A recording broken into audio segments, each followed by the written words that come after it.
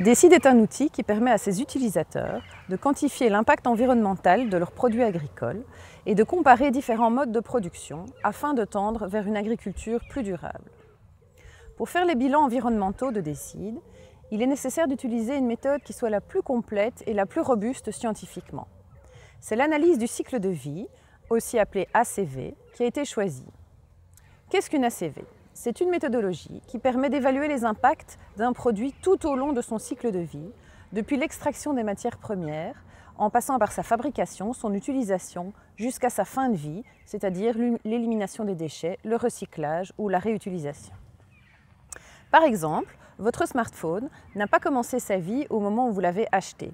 Il a d'abord fallu extraire des matières premières, telles que des minerais, des métaux, du pétrole pour la production de plastique, nécessaires à la fabrication des différents composants du téléphone, comme l'électronique, son écran, sa batterie, etc. Une fois fabriqués, ces composants ont été assemblés et le téléphone a été emballé et transporté jusqu'à son point de vente. Ces différentes étapes sont déjà chacune source d'impact sur l'environnement, telles que des émissions de gaz à effet de serre, des pollutions locales vers l'eau ou vers l'air, ou des dangers pour la santé des travailleurs. Dans le cas d'un smartphone, ce sont même les étapes les plus impactantes. Une fois dans votre poche, votre smartphone va consommer d'électricité pour ses recharges et en fin de vie, il sera en partie recyclé et le reste de ses déchets éliminé. L'ACV est aussi utilisée pour faire des bilans environnementaux des productions agricoles. Le plus souvent, pour ces produits, l'ACV s'arrête aux portes de la ferme, en incluant la fabrication des intrants, comme le carburant pour les tracteurs, les engrais, les aliments pour les animaux, depuis l'extraction des matières premières.